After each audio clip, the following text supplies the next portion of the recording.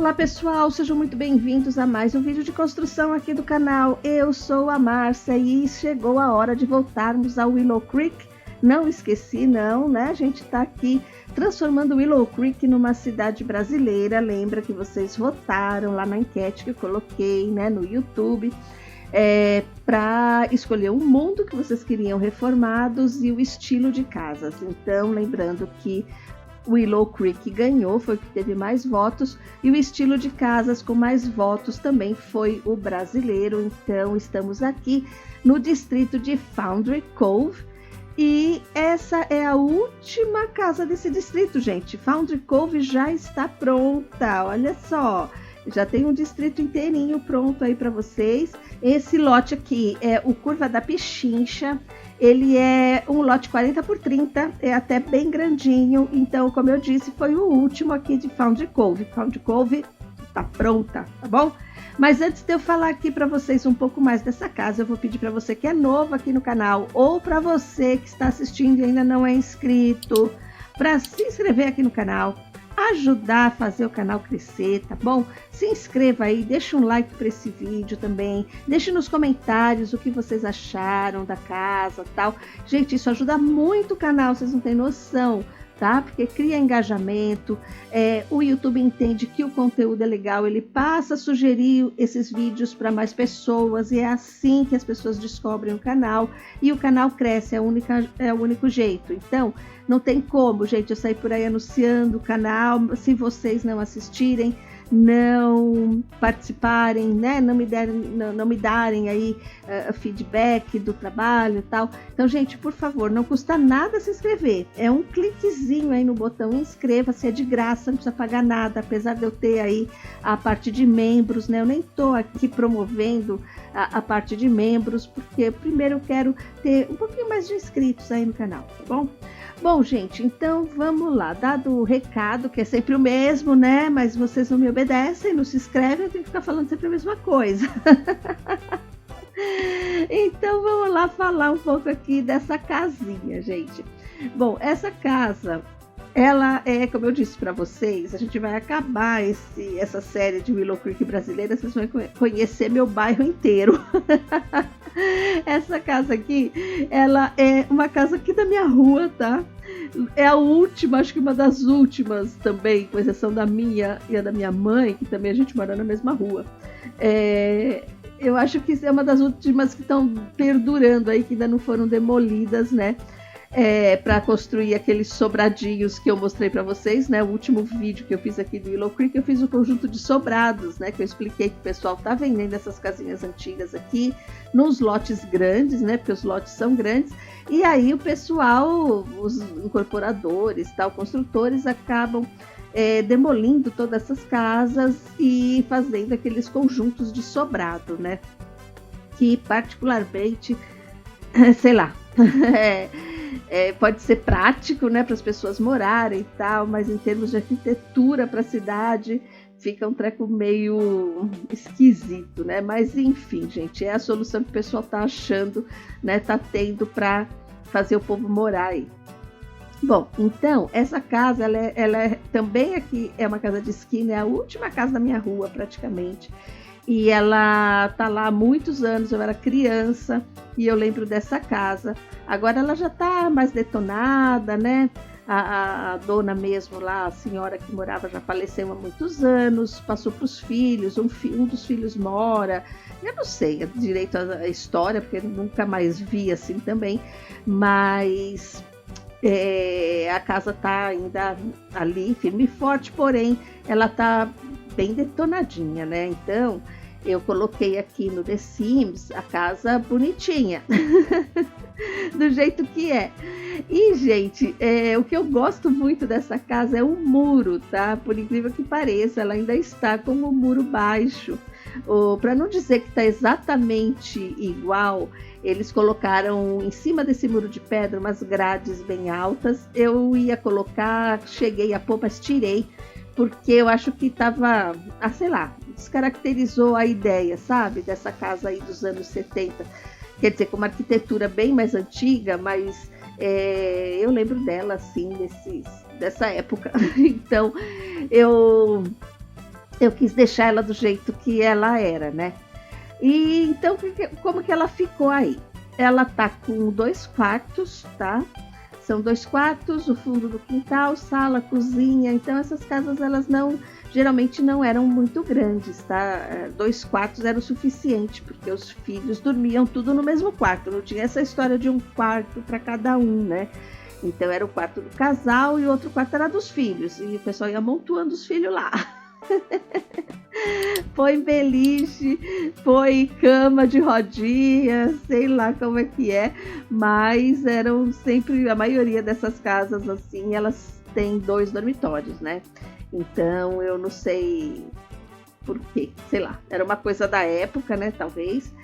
E aí, então, vocês estão vendo eu colocar aí as janelas, tal. Gente, uma coisa que eu quero comentar aqui com vocês. Como é difícil achar janelas que lembrem as janelas dessas casas que a gente tem aqui no Brasil, né? Não tem vitrô. Vitrô não tem no The Sims, gente. Eu não achei nenhuma janela assim que lembre um vitrô. O vitrô mesmo que a gente tem, né? Aquele vitrô que abre de ferro com vidro, né? Que a gente usava nas cozinhas, né? O vitrô era na cozinha, na sala, essas janelas grandes. Tem os vitrozinhos lá, mas pequenininhos, né? Não é o uso que a gente dá aqui no Brasil para o vitrô. E as janelas de veneziana também, né? De quarto, porque as mais parecidas que tem são desse pacote do Vida Universitária, se não me engano, né? Porque as venezianas que tem do jogo base, por exemplo, elas são na vertical, né? Muito fininhas, mais no estilo mediterrâneo, né? Aquelas venezianas antigas ou das casas clássicas, do que as venezianas que a gente tem aqui no Brasil, as janelas de quarto, né? Que a gente tem com veneziana. E depois a gente passou até aquelas janelas de quarto de correr, né? Que é veneziana, mas é de correr, que inclusive eu tenho aqui na minha casa. E a mais parecida que eu acho com essa janela é aquela de Sulane, né? É a mais parecida. Então, assim, parece que não, mas a gente tem muitas peculiaridades, né? Daqui que o jogo não reproduz. Fala, janela é janela, mas não, não é. Então eu coloquei essas janelas aí, que também se não me engano, do pacote universitário, que eu achei que lembram mais esses vitrôs de cozinha, né? Mas lembram, não são exatamente os mesmos, né? Bom, então aí eu já tô na cozinha. Então eu fiz a cozinha aí, uma cozinha bem típica, com aqueles armários, né? Que é um móvel, né? Que o pessoal aqui gostava de usar, aqueles móveis que eram tinha uma despensa junto, né? Uma parte fechada do móvel que acaba no balcão, e eu achei esses aqui do Junte-se a Galera, e para mim pareceu, né? Achei que lembra demais esse tipo de móvel de cozinha, né? Bom, gente, então assim, essa casa eu comecei a decorar. Ela é uma casa antiga e eu queria colocar o quê?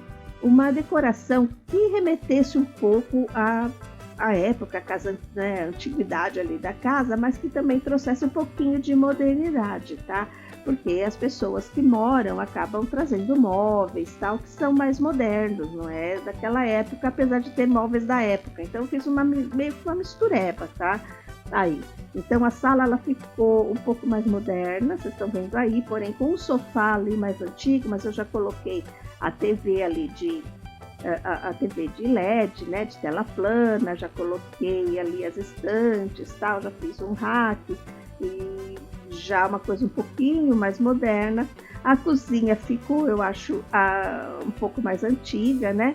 E os quartos vocês vão ver que eu misturei assim os móveis um pouco, tá? Aí eu tô fazendo a garagem, né? O carro não coube na garagem, eu tive que diminuir ele um pouco.